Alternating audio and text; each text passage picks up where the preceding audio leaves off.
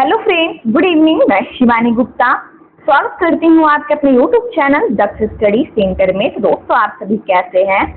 आशा है कि आप लोग स्वस्थ होंगे, मस्त होंगे और अपने एग्जाम के लिए अच्छे से तैयारी कर रहे होंगे। दोस्तों, यदि बिहार शिक्षक भर्ती परीक्षा 2024 की आप तैयारी कर रहे हैं, बीपीएससी क्वालिफाई होना है दोस्तों, तो यह वीडियो आपके लिए बहुत ही इम्पोर्टेंट है दोस्तों। इसीलिए आप वीडियो के अंतिम समय तक अवश्य बने रहें। प्रतिदिन रात्रि 8 बजे क्लास को आप जरूर से ज्वाइन करें। दोस्तों, ध्यान देंगे हम लोग आज की म्यूजिक क्लास के पहले प्रश्न की ओर, जो कि हमारा पहला प्रश्न है। ध्यान देंगे, कायदा किस वाद्य की रचना है? बताइए, कायदा किस वाद्य की रचना है? तबला का, या फिर ध्यान देंगे पखावज वाद्य की रचना है, ढोलक या फिर नकारा? तो बताइए इनमें से इस प्रश्न का सही आंसर क्या होगा?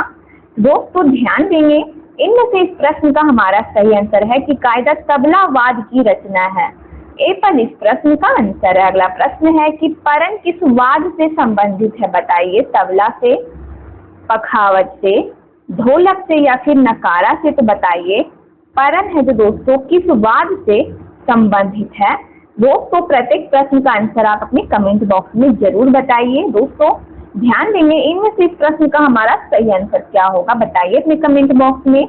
तो ध्यान देंगे दोस्तों, बी ऑप्शन इस प्रश्न का आंसर है कि परन पखावज से संबंधित है। अगला प्रश्न है कि 1.5 गुण किसे कहते हैं? बताइए, 3/2 को, 2/3, 3/4 को या फिर 4/3? तो बताइए इनमें से इस प्रश्न का हमारा सही आंसर क्या होगा? तो दोस्तों, ध्यान देंगे, 1.5 गुण किसे कहते हैं? तो दोस्तों, 1.5 गुण ध्यान देंगे 3/2 को कहते हैं, यानी ए पर इस प्रश्न का आंसर है। अगले प्रश्न पर इसी प्रकार ध्यान देंगे। हमारा अगला प्रश्न है कि सवा गुण की भिन्न बताइए। दोस्तों, सवा गुण की भिन्न इनमें से क्या है? 4/5, 5/4, 5/3 या फिर भिन्न है 3/5? तो इनमें से इस प्रश्न का हमारा सही आंसर हो जाएगा दोस्तों 5/3 हमारा सी ऑप्शन इस प्रश्न का आंसर हो जाएगा। अगला प्रश्न है कि तबले पर तिहाई से, ध्यान देंगे, तबले पर तिहाई किससे रखी जाती है? हमारा प्रश्न है कि तबले पर तिहाई किससे रखी जाती है? बताइए, लकड़ी का बुरादा से, लोहे का, ध्यान देंगे लोहे का बुरादा से, या फिर दोस्तों सी में है पत्थर का बुरादा, डी में है इनमें से कोई नहीं। तो इनमें से इस प्रश्न का हमारा सही आंसर हो जाएगा कि तबले पर। दोस्तों, ध्यान देंगे, इनमें से इस प्रश्न का हमारा सही आंसर है कि तबले पर तिहाई किससे रखी जाती है? तो इनमें से इस प्रश्न का हमारा सही आंसर है लोहे का बुरादा से रखी जाती है। अगला प्रश्न है, ध्यान देंगे अगले प्रश्न की ओर। हमारा प्रश्न है कि ख्याल गायकी की राग से कोई नहीं बहुप्रचलित ताल इनमें से क्या है? बताइए, ख्याल गायकी की राग से, ध्यान देंगे यहाँ पे राग होगा हमारा, ठीक है। ख्याल गायकी की राग से कोई नहीं बहुप्रचलित ताल इनमें से क्या है? बताइए दोस्तों, खेमटा, धुमाली, एकताल या फिर पंजाबी? तो इनमें से इस प्रश्न का हमारा सही आंसर क्या होगा? बताइए। तो इनमें से इस प्रश्न का हमारा सही आंसर क्या होगा? बताइए। तो दोस्तों, ध्यान देंगे, एक ताल हमारा इस प्रश्न का आंसर है सी ऑप्शन। अगला प्रश्न है कि ठुमरी गायन शैली के साथ प्रायः बजने वाली ताल इनमें से कौन सी है? बताइए, 3 ताल, झप ताल या फिर दोस्तों ध्यान देंगे हमारा सी में है अर्धा तीताल या फिर दोस्तों डी में है दीपचंदी? तो बताइए इनमें से इस प्रश्न का हमारा सही आंसर क्या होगा कि ठुमरी गायन शैली के साथ प्रायः बजने वाली ताल इनमें से कौन सी है? दोस्तों, ध्यान देंगे, दीपचंदी ताल है हमारा, डी ऑप्शन इस प्रश्न का आंसर है कि ठुमरी गायन शैली के साथ प्रायः बजने वाली ताल दोस्तों दीपचंदी ताल है। अगला प्रश्न है कि लगी का प्रयोग किस गायकी में होता है? बताइए, ख्याल गायकी में, टप्पा गायकी में, ठुमरी या फिर सादरा? तो इनमें से इस प्रश्न का हमारा सही आंसर क्या होगा? बताइए। दोस्तों, ध्यान देंगे, इनमें से इस प्रश्न का हमारा सही आंसर है कि लगी का प्रयोग टप्पा गायकी में होता है। अगला प्रश्न है कि संगत सम्राट उपाधि प्राप्त तबला वादक इनमें से कौन है? बताइए, अहमद जॉन थिरकुआ, बी में है अल्लाह रखा खां, सी में है हबीबुद्दीन, डी में है मुन्ने खां? बताइए, इनमें से इस प्रश्न का हमारा सही आंसर क्या होगा? कि संगत सम्राट उपाधि प्राप्त तबला वादक इनमें से कौन है? तो दोस्तों ध्यान देंगे, इनमें से इस प्रश्न का हमारा सही आंसर है अहमद जॉन थिरकुआ। ए पर हमारा प्रश्न है। अगला प्रश्न है, ध्यान देंगे, ए पर हमारा इसका आंसर है। अगला प्रश्न है कि चारों पट के, ध्यान देंगे, चारों पट के तबला वादक बताइए दोस्तों कौन है? अहमद जॉन थिरकुआ है या फिर अल्लाह रखा खां हबीबुद्दीन मुन्ने खां? तो बताइए इनमें से इस प्रश्न का हमारा सही आंसर क्या होगा कि चारों पट के तबला वादक इनमें से कौन है? तो इनमें से इस प्रश्न का हमारा सही आंसर क्या होगा बताइए। सी ऑप्शन बिल्कुल सही आंसर है दोस्तों, हबीबुद्दीन हमारा इस प्रश्न का आंसर है। दोस्तों प्रत्येक प्रश्न का आंसर आप अपने कमेंट बॉक्स में कमेंट जरूर से जरूर कीजिए। कोशिश कीजिए कि सारे प्रश्न का आंसर दोस्तों आप अपने कमेंट बॉक्स में सही सही बताएं। हमारा प्रश्न है, ध्यान देंगे, हमारा नेक्स्ट प्रश्न है फ्रेंड्स की तबला और पखावज में समान रूप से ख्याति प्राप्त वादक इनमें से कौन है बताइए। अयोध्या प्रसाद है, पागल दास है या फिर प्रेम वल्लभ, डी में है प्राण वल्लभ? तो बताइए इनमें से इस प्रश्न का हमारा सही आंसर क्या होगा कि तबला और पखावज में समान रूप से ख्याति प्राप्त वादक इनमें से कौन है? दोस्तों ध्यान देंगे, अयोध्या प्रसाद है हमारा ए पर इस प्रश्न का आंसर हो जाएगा। इस प्रकार केयर करेंगे हमारे अगले प्रश्न की ओर और वीडियो के अंतिम समय तक अवश्य बने रहिए ताकि एग्जाम के लिए दोस्तों इंपॉर्टेंट क्वेश्चन आपके नजरों से छूटे ना। ध्यान देंगे कि बोल जिसका प्रस्तार संभव नहीं, बोल जिसका प्रस्तार संभव नहीं है दोस्तों बताइए, कायदा बोल का या फिर पेशकारा बोल का?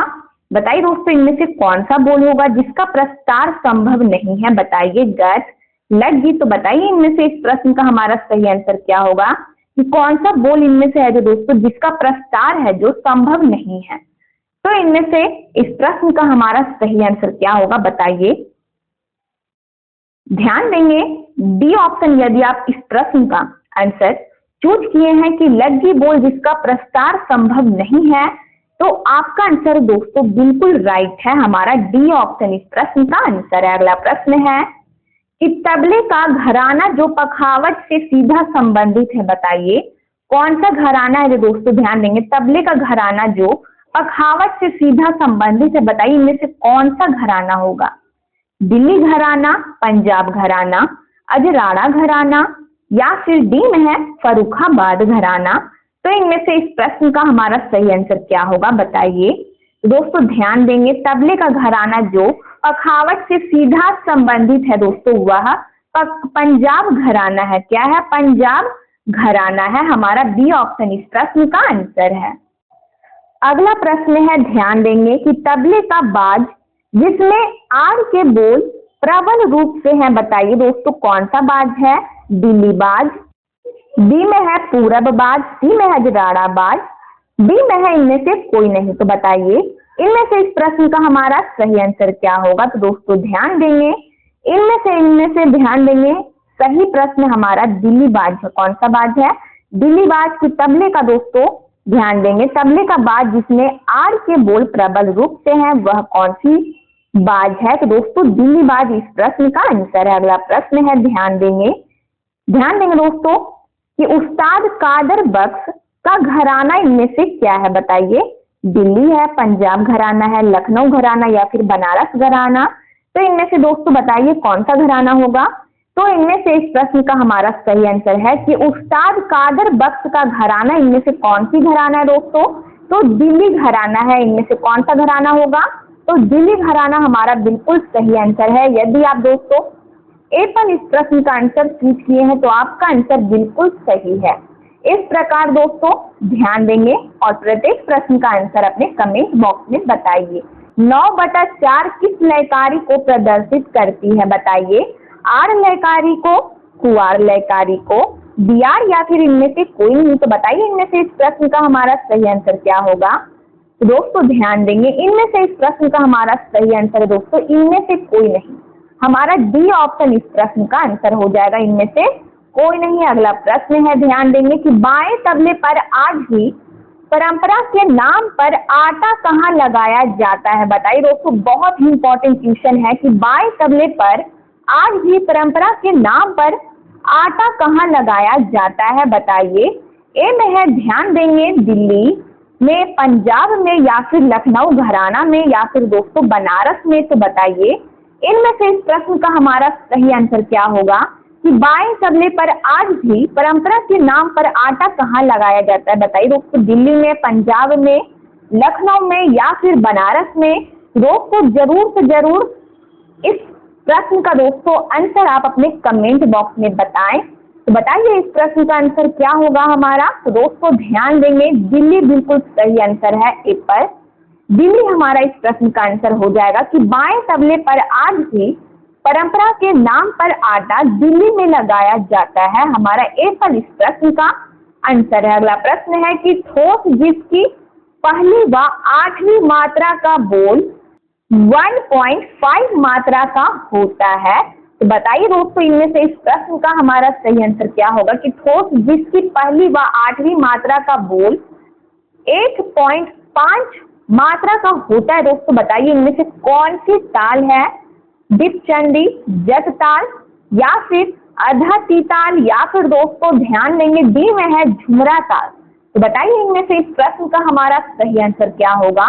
तो ध्यान देंगे दोस्तों बारीकी से, सी ऑप्शन अधती ताल हमारा बिल्कुल सही आंसर है कि सी ऑप्शन इस प्रश्न का आंसर है कि ठोस जिसकी पहली व आठवीं मात्रा का बोल 1.5 मात्रा का होता है। दोस्तों वह कौन सी ताल है? तो दोस्तों ध्यान देंगे अधती ताल है। अगला प्रश्न है कि संगीत के किस ग्रंथ को सप्ताध्यायी भी कहा जाता है? बताइए। भारत, ध्यान देंगे हमारा एप्पल में दोस्तों, सॉरी भरत है, भरत का नाट्य शास्त्र। बी में है, ध्यान देंगे सारंग देव का संगीत रत्नाकर हमारा होगा, ठीक है, यहाँ पे सारंग देव होगा, ठीक है, मिस प्रिंट है।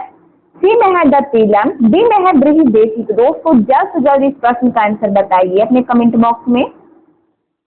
तो ध्यान देंगे डी ऑप्शन इस प्रश्न का आंसर हो जाएगा कि संगीत के दोस्तों ध्यान देंगे सारंग देव का संगीत रत्नाकर जो ग्रंथ है दोस्तों, उस ग्रंथ को सप्ताध्यायी भी कहा जाता है। किसको कहा जाता है? तो संगीत रत्नाकर ग्रंथ को दोस्तों सप्ताध्यायी के नाम से जाना जाता है। हमारा ध्यान देंगे बी ऑप्शन इस प्रश्न का आंसर हो जाएगा।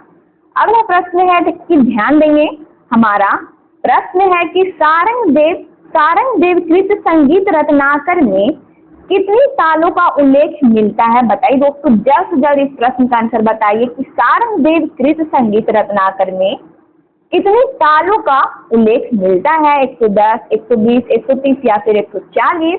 तो दोस्तों जल्द से जल्द इस प्रश्न का आंसर बताइए। तो ध्यान देंगे बी ऑप्शन इस प्रश्न का आंसर है 120।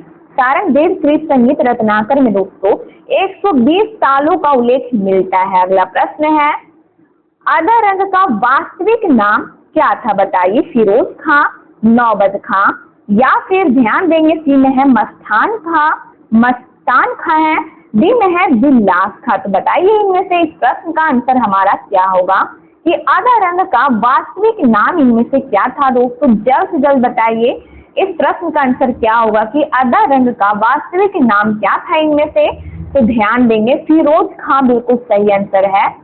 यदि आप ए पर इस प्रश्न का आंसर चूज किए हैं तो आपका आंसर बिल्कुल सही है कि अदा रंग का वास्तविक नाम फिरोज खां था। अगला प्रश्न है कि वैदिक मनु स्मृति में शिक्षक के 3 रूप बताए गए हैं, निम्न में से कौन उसमें शामिल नहीं है? बताइए। आचार्य, प्राचार्य, उपाध्याय, या फिर गुरु। तो बताइए वैदिक मनुस्मृति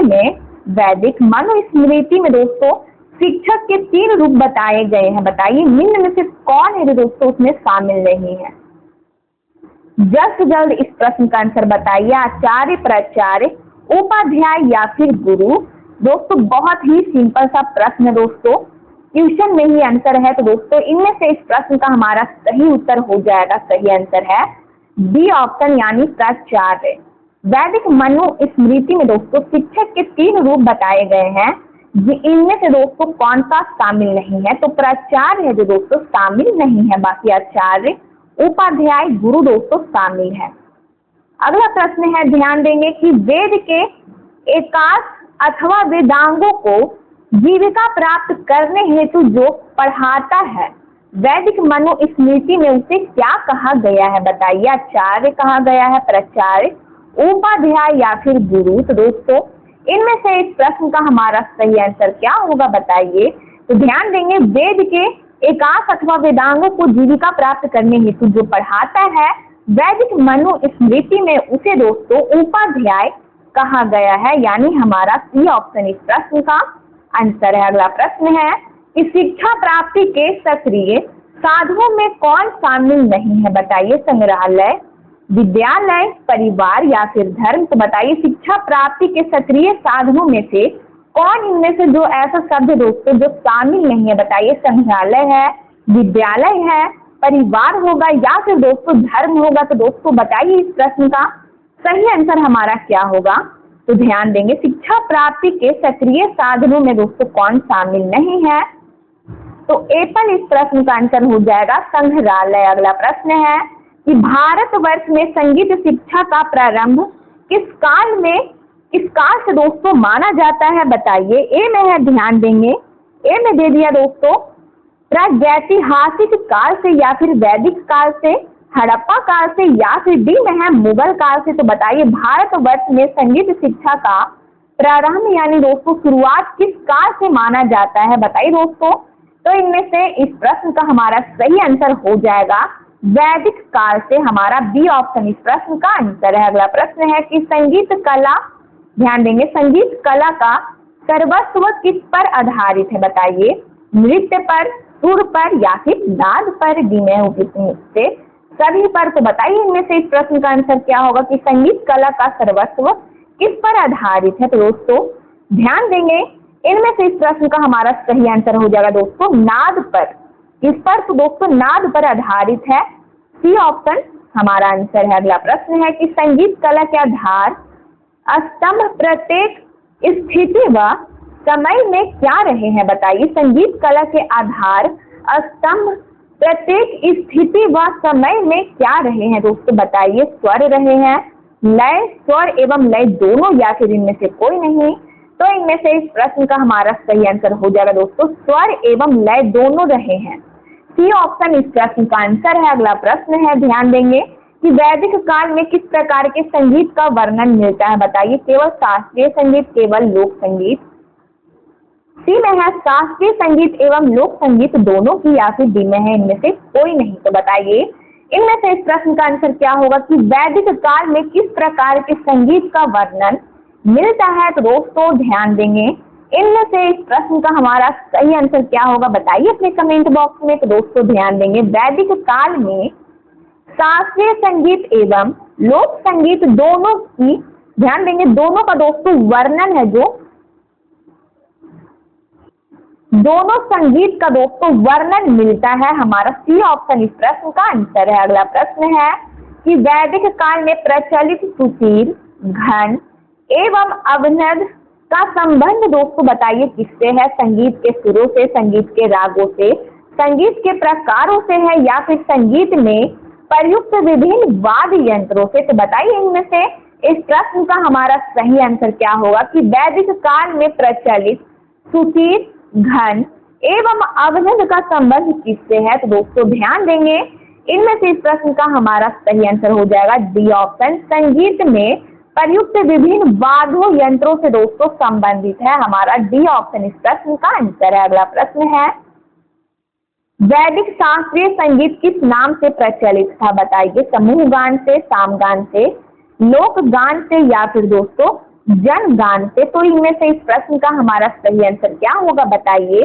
दोस्तों वैदिक शास्त्रीय संगीत सामगान से प्रचलित है। हमारा बी ऑप्शन इस प्रश्न का आंसर है। अगला प्रश्न है कि किस वेद में ऋग्वेद के मंत्रों को गाने की विधि दी गई है बताइए। किस वेद में दोस्तों ध्यान देंगे, यजुर्वेद में, अथर्ववेद में, सामवेद में या फिर उपयुक्त सभी में। तो इनमें से इस प्रश्न का हमारा सही आंसर हो जाएगा दोस्तों कि किस वेद में ऋग्वेद के मंत्रों को गाने की विधि दी गई है। तो दोस्तों सामवेद में, सामवेद में दोस्तों ध्यान देंगे, सामवेद में ऋग्वेद के मंत्रों को गाने की विधि दी गई है। हमारा सी ऑप्शन बिल्कुल इस प्रश्न का हमारा सही आंसर हो जाएगा। इस प्रकार केयर करेंगे कि वैदिक यज्ञ के लिए किसे अनिवार्य माना जाता था बताइए। ए में है सामगान को, लोक संगीत को, जनगान को या फिर इनमें से कोई नहीं। तो बताइए इनमें से इस प्रश्न का हमारा सही आंसर क्या होगा कि वैदिक यज्ञ के लिए दोस्तों किसे अनिवार्य माना जाता है। तो इनमें से इस प्रश्न का हमारा सही आंसर हो जाएगा दोस्तों कि वैदिक यज्ञ के लिए सामगान को दोस्तों अनिवार्य माना जाता है। हमारा ए पर इस प्रश्न का आंसर है। अगला प्रश्न है कि वैदिक काल में प्रचलित सप्त विधि क्या थी। सप्त विधि क्या थी दोस्तों बताइए। 7 सोपानों में सामगान की निष्पत्ति, बी में है संगीत के 7 स्वर, सी में है संगीत के 7 सुर या फिर डी में है 7 प्रकार की संगीत विधियां। तो बताइए इनमें से इस प्रश्न का सही आंसर क्या होगा कि वैदिक काल में प्रचलित सप्त विधि क्या थी। तो दोस्तों इनमें से इस प्रश्न का हमारा सही आंसर हो जाएगा दोस्तों ए पर, यानी 7 सोपानों में सामगान की निष्पत्ति। अगला प्रश्न है कि सामान्यतः वैदिक साहित्य में साम प्रशिक्षण के किन रूपों के प्रचलित होने का संकेत मिलता है बताइए। पिता पुत्र के रूप में, गुरु शिष्य परंपरा के रूप में, सी में है गुरुकुल में जाकर शिक्षा ग्रहण करना या फिर डी में है उपयुक्त सभी। तो बताइए इस प्रश्न का आंसर क्या होगा कि सामान्यतः वैदिक साहित्य में साम प्रशिक्षण के किन रूपों के, ध्यान देंगे, किन रूपों के प्रचलित होने का दोस्तों संकेत मिलता है। तो ध्यान देंगे दोस्तों डी ऑप्शन उपयुक्त सभी हमारा इस प्रश्न का आंसर है। अगला प्रश्न है वैदिक कालीन संगीत शिक्षा हेतु मूल रूप से किस परंपरा का प्रावधान था बताइए। पिता पुत्र परंपरा का या फिर गुरु शिष्य परंपरा का प्रावधान था या फिर सी में उपयुक्त दोनों का या इनमें से कोई नहीं। तो इनमें से इस प्रश्न का हमारा सही आंसर क्या होगा कि वैदिक कालीन संगीत शिक्षा हेतु मूल स्वरूप, ध्यान देंगे मूल रूप है, ठीक है, मूल रूप से किस परंपरा का प्रावधान था। तो दोस्तों ध्यान देंगे हमारा इनमें से इस प्रश्न का आंसर है कि गुरु शिष्य परंपरा का प्रावधान था। अगला प्रश्न है वैदिक काल में 48 वर्ष तक शिक्षा प्राप्त करने वाले व्यक्ति को क्या कहा जाता था बताइए। स्नातक कहा जाता था, वसु, आदित्य या फिर रुद्र। तो इनमें से इस प्रश्न का हमारा सही आंसर हो जाएगा दोस्तों आदित्य कहा जाता था। अगला प्रश्न है वैदिक काल में 36 वर्ष तक शिक्षा ग्रहण करने वाले व्यक्ति को क्या कहा जाता था बताइए। स्नातक, वसु या फिर आदित्य या फिर डी में है रुद्र। तो इनमें से इस प्रश्न का हमारा सही आंसर हो जाएगा दोस्तों रुद्र कहा जाता था। अगला प्रश्न है वैदिक कालीन शिक्षा प्रणाली के संबंध में क्या असत्य है बताइए। निःशुल्क शिक्षा की व्यवस्था थी या फिर डी में है परीक्षा की कठोर व्यवस्था थी, सी में है गुरु ऋण से, ध्यान देंगे गुरु ऋण से उन्मुक्त होने हेतु शिक्षण कार्य निःशुल्क किया जाता था, डी में है विद्यार्थी का उद्देश्य परीक्षा उत्तीर्ण करना ना होकर ज्ञान प्राप्त करना होता था। बताइए वैदिक कालीन शिक्षा प्रणाली के संबंध में इनमें से दोस्तों असत्य क्या है। तो दोस्तों इनमें से हमारा असत्य कथन इनमें से क्या होगा बताइए। दोस्तों ध्यान देंगे डी ऑप्शन की परीक्षा की कठोर व्यवस्था थी, यह दोस्तों असत्य है। हमारा डी ऑप्शन इस प्रश्न का आंसर है। अगला प्रश्न है निम्न में से किस ग्रंथ को वैदिक काल का सांगीतिक ग्रंथ माना जाता है बताइए। सामवेद को, डी में है मुंडकोपनिषद, ध्यान देंगे डी में है मुंडकोपनिषद, सी में है ध्यान देंगे दोस्तों यजुर्वेद या फिर आरण्यक।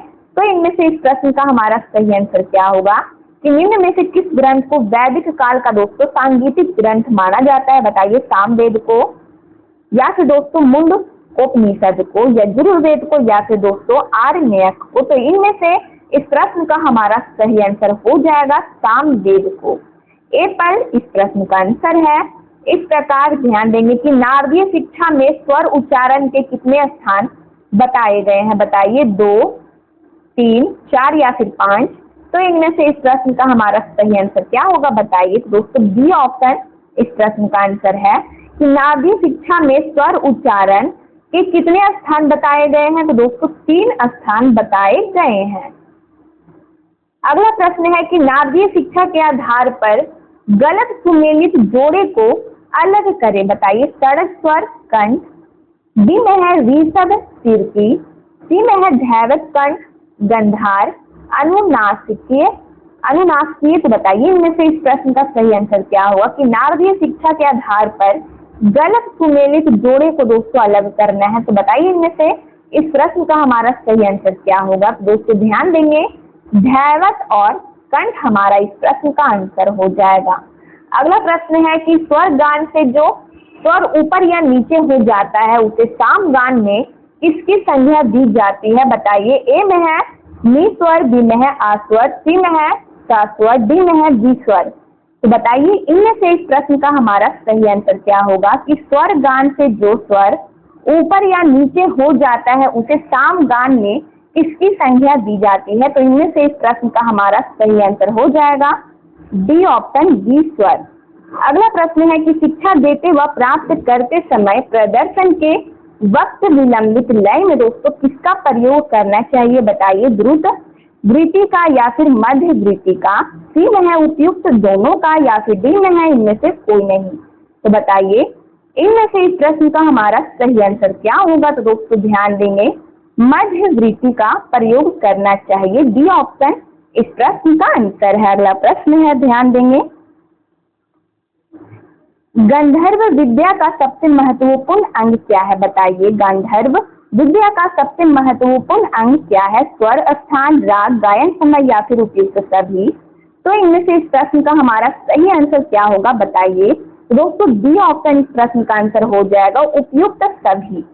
इस प्रकार ध्यान देंगे, साम गान के संबंध में क्या सत्य है। बताइए, ए में है ध्यान देंगे ऑप्शन की ओर कि प्रातः काल के समय इसे उस स्थान से नीचे स्वर में गाना चाहिए, या फिर दोस्तों ध्यान देंगे बी में है दोपहर के समय इसे कंठ से अर्थात मध्यम स्थानीय स्वरों में गाना चाहिए, सी में है सायं काल के समय इसे सिर स्थान अर्थात ऊंचे स्वर में गाना चाहिए, डी में है उपयुक्त सभी कथन सत्य है। तो बताइए इनमें से इस प्रश्न का हमारा सही आंसर क्या होगा। तो दोस्तों ध्यान देंगे, साम गान के संबंध में क्या सत्य है। तो दोस्तों हमारा सारा सही है, डी ऑप्शन इस प्रश्न का आंसर हो जाएगा। इस प्रकार ध्यान देंगे कि नारदीय शिक्षा के किस खंड में गान के गुण दोष का वर्णन किया गया है। बताइए, प्रथम, द्वितीय, तृतीय या फिर चतुर्थ। तो बताइए इनमें से इस प्रश्न का हमारा सही आंसर क्या होगा। तो दोस्तों ध्यान देंगे, सी ऑप्शन कि नारदीय शिक्षा के तृतीय खंड में गान के गुण दोष का वर्णन किया गया है। अगला प्रश्न है कि नारदीय शिक्षा में गान के कितने गुण बताए गए हैं। बताइए दोस्तों इनमें से इस प्रश्न का हमारा सही आंसर क्या होगा कि नारदीय शिक्षा में गान के कितने गुण बताए गए हैं, 5, 8, 10 या फिर 12। तो इनमें से इस प्रश्न का हमारा सही आंसर हो जाएगा दोस्तों डी ऑप्शन, 12 गुण बताए गए हैं। अगला प्रश्न है कि नारदीय शिक्षा में संगीत कला का शिक्षण प्राप्त करने हेतु किस आयु वर्ग को उत्तम माना जाता है। बताइए, 5 से 8 वर्ष की आयु को उत्तम माना जाता है, या फिर बी में है 5 से 12 वर्ष, 6 से 10 वर्ष या फिर 6 से 16 वर्ष। तो बताइए इनमें से इस प्रश्न का हमारा सही आंसर क्या होगा। तो दोस्तों ध्यान देंगे, 6 से 16 वर्ष की आयु वर्ग को दोस्तों उत्तम माना जाता है। अगला प्रश्न है कि महाभारत काल में इंद्र के आदेश पर अर्जुन ने किससे गायन, वाद एवं नृत्य की शिक्षा प्राप्त की थी। बताइए, ए में है चित्रसेन से, विचित्रसेन से या फिर सी में है राजा विराट से, डी में है वी नहला से। तो बताइए इनमें से इस प्रश्न का हमारा सही आंसर क्या होगा। दोस्तों ध्यान देंगे, चित्रसेन हमारा इस प्रश्न का आंसर सही है, ए पर इस प्रश्न का आंसर हो जाएगा कि चित्रसेन से। इस प्रकार ध्यान देंगे कि संगीत शिक्षा के केंद्र के रूप में अग्रहारों की भांति टोल नामक शिक्षा संस्थान की स्थापना कहाँ हुई। बताइए, उत्तर प्रदेश में, बिहार में, बंगाल प्रांत में या फिर उपयुक्त सभी में। तो बताइए इनमें से इस प्रश्न का हमारा सही आंसर क्या होगा। बताइए दोस्तों, तो इनमें से इस प्रश्न का हमारा सही आंसर है उपयुक्त सभी में।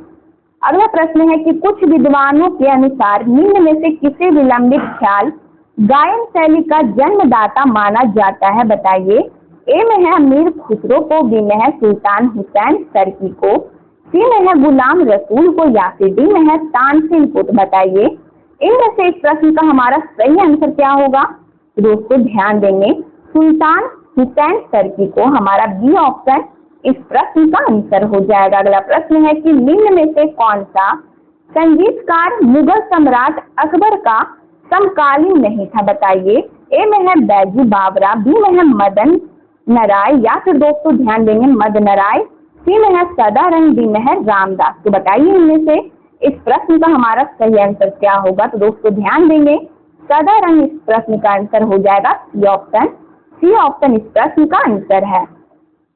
दोस्तों आज का म्यूजिक क्लास हमारा यहीं पर समाप्त हुआ। यह हमारा लास्ट प्रश्न था। यदि आप इस चैनल को पहली बार विजिट कर रहे हैं तो चैनल को सब्सक्राइब कर ले, बेल आइकन कॉल में प्रेस कर ले, वीडियो को लाइक करना ना भूले, अपने स्टडी ग्रुप में जरूर से शेयर कर ले। कमेंट बॉक्स में आप लोग अपनी प्रतिक्रिया देते रहते हैं, इसलिए दिल से धन्यवाद। तब तक के लिए मिलते हैं नेक्स्ट वीडियो में। स्वस्थ रहिए, मस्त रहिए। जय हिंद, जय भारत।